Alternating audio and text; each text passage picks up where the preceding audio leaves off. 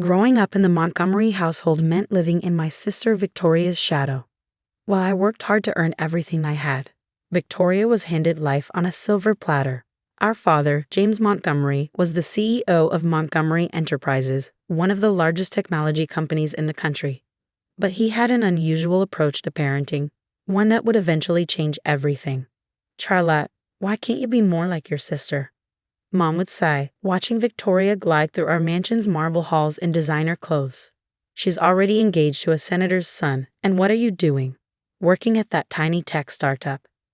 What they didn't know was that the tiny tech startup was actually a subsidiary of our father's biggest competitor, and I was far more than just an employee. But we'll get to that part later. It all came to a head at Victoria's wedding, the social event of the season. 500 guests, a historic castle venue, and a dress that cost more than most people's yearly salary. I stood in front of my mirror, carefully wrapping the small gift box that contained a simple gold necklace. The $50 price tag was still visible through the tissue paper, and I deliberately left it there. "Charlotte," Victoria's shrill voice echoed through the bridal suite. "You're late for the pre-wedding photos. And what are you wearing?" I smoothed down my simple blue dress, purchased off the rack at a department store. Unlike the other bridesmaids in their custom-made designer gowns, I had insisted on choosing my own attire. "You're embarrassing me," Victoria hissed, her perfectly made-up face twisting into a scowl. "First you refused to wear the proper bridesmaid dress, and now this. Dad's entire board of directors is here." If only she knew that I had regular meetings with most of those board members.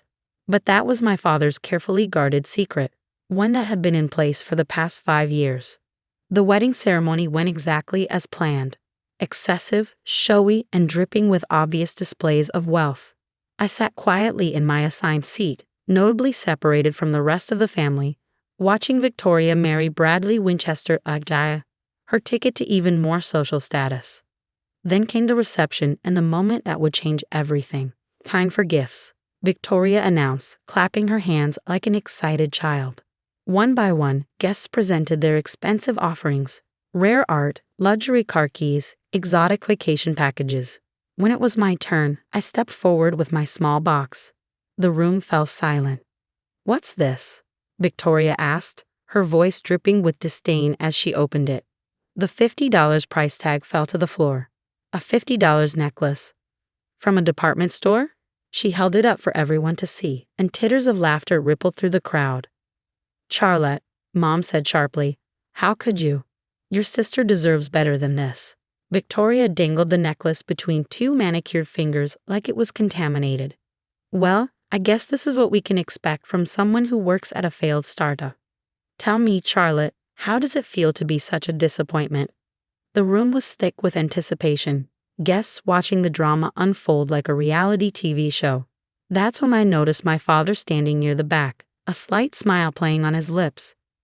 Next to him was Marcus Chen, CEO of Chen Technologies, supposedly our family company's biggest rival. Actually, Marcus's voice cut through the tension. "I believe I can shed some light on Charlotte's employment situation." Victoria rolled her eyes. "What would you know about my sister's dead-end job?" Marcus stepped forward, commanding the room's attention. "Charlotte isn't just an employee at a startup. She's the CEO and founder of Quantum Innovations, which my company acquired last month for $2.3 billion. The silence in the room was deafening. "But that's impossible," Victoria sputtered, her face paling. "She works at some tiny company, she lives in a small apartment, she shops at department stores." Marcus continued, his voice carrying across the stunned crowd. "Your sister built that tiny company from the ground up, developing revolutionary AI technology that's now worth billions. And she did it without ever using the Montgomery name or connections." I finally spoke up, my voice steady. "The necklace is actually from the same store where you once told me I belonged, Victoria. Remember? 5 years ago, when you saw me shopping there and told everyone at your country club that I was an embarrassment to the family." The memory hung in the air like a heavy cloud. Victoria's face cycled through shock, confusion, and horror as the implications sank in. But the revelations weren't over. My father stepped forward, that knowing smile still on his face. "There's more," he announced, his voice carrying the weight of authority that had built our family empire. Charlotte's success wasn't just about business acumen, it was about character.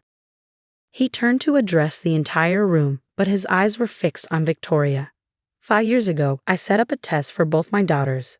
Victoria was given every advantage, every connection, and unlimited resources. Charlotte was given nothing but a small starter fund, the same amount I started with 30 years ago. I wanted to see what they would do with their opportunities. Father's words hung in the air like thunder before a storm. Victoria's perfect wedding reception had turned into something entirely different, a public revelation that would shatter her carefully constructed world.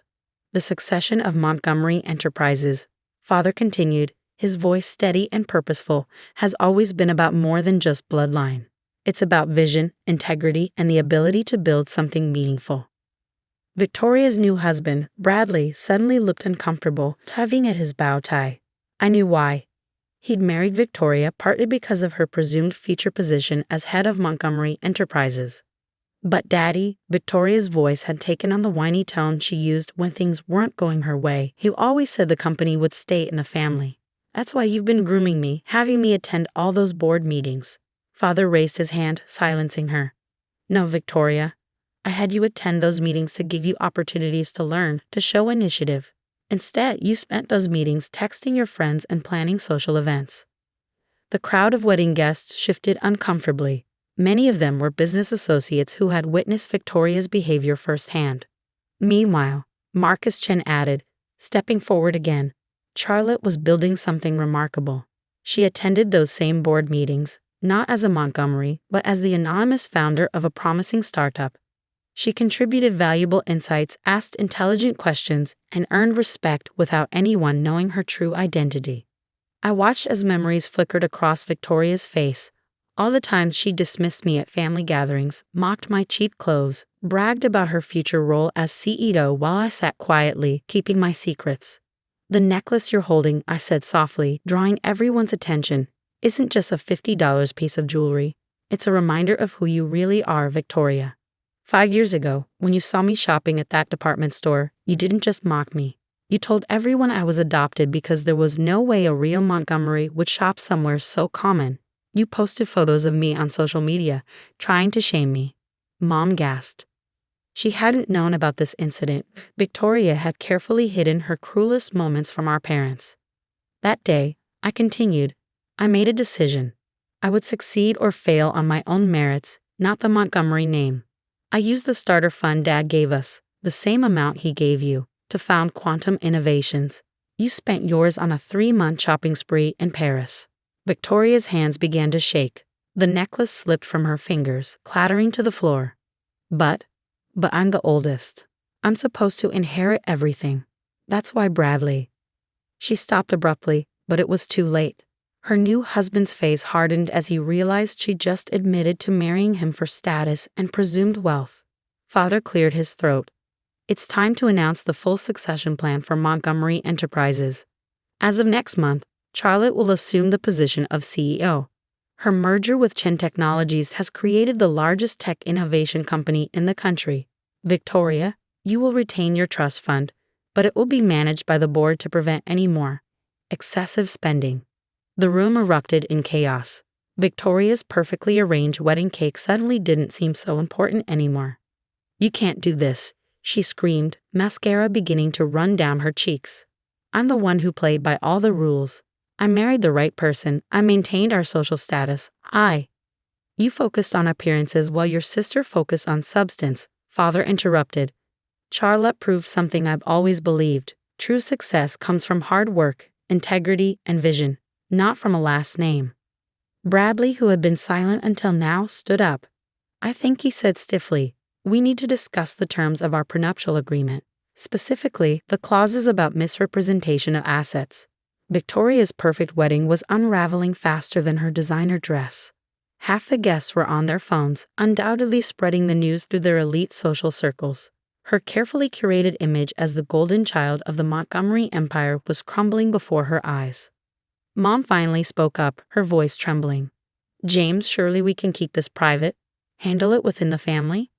Like you kept it private when Victoria bullied her sister. Father's voice was stern. When she spread rumors about Charlotte being adopted. when she tried to sabotage every accomplishment her sister made because it didn't fit with her narrative of superiority. That's when Victoria did something I never expected. She laughed, a harsh, bitter sound that silenced the room. "You think you're so clever, don't you, Charlotte? Playing the poor, hard-working underdog while secretly being a billionaire CEO. Well, congratulations. You've ruined my wedding day. I hope you're happy." I picked up the necklace from where it had fallen. "I'm not happy, Victoria. I'm sad that you never understood what really matters. This necklace represents the moment you showed your true character, and now everyone else sees it too." The aftermath was swift and dramatic. Bradley's family huddled with their lawyers in one corner. Victoria's society friends slowly edged away, already distancing themselves from her falling star. Our mother sat alone, finally forced to confront the true nature of her favored daughter. Father approached me, Marcus Chen at his side. "You've exceeded every expectation," he said quietly, "not just in business, but in character. You could have exposed Victoria years ago, could have flaunted your success. Instead, you stayed humble, worked hard, and proved yourself worthy of not just running the company, but leading it into the future." Marcus nodded in agreement. The merger between Quantum Innovations, Chen Technologies, and Montgomery Enterprises will revolutionize the industry, and it will be led by someone who understands both innovation and integrity. I looked around the lavish wedding venue, at the expensive flowers, the premium champagne, the designer dresses. None of it seemed to matter anymore. Victoria's perfect day had become a lesson in karma, a public revelation of the truth she tried so hard to hide. As guests began to leave, I placed the $50 necklace on Victoria's table. "Consider it a reminder," I said softly, "that true value isn't in the price tag, but in the character of the person wearing it." 5 years later, Montgomery Chen Innovations is the leading tech company in the world. Victoria? She and Bradley divorced 2 months after the wedding. She lives off her managed trust fund, no longer welcome in the society circles she once dominated. Sometimes she tries to contact me, usually when she needs money or favors. I have my assistant send her the same response each time: a photo of that $50 necklace. Mom eventually apologized for her role in enabling Victoria's behavior. She's trying to be better, to understand that success isn't measured in social status or designer labels. Dad continues to run the board of directors, proud that his tests revealed the true nature of both his daughters. As for me, I still shop at department stores, live relatively modestly, and focus on innovation rather than attention. The only expensive thing I own is a frame on my office wall. Inside it is a $50 necklace, a reminder that character reveals itself not in moments of triumph, but in how we treat others when we think we're superior. Sometimes the best revenge isn't about getting even. It's about proving that success and integrity aren't mutually exclusive. Victoria taught me that lesson, even if she never learned it herself.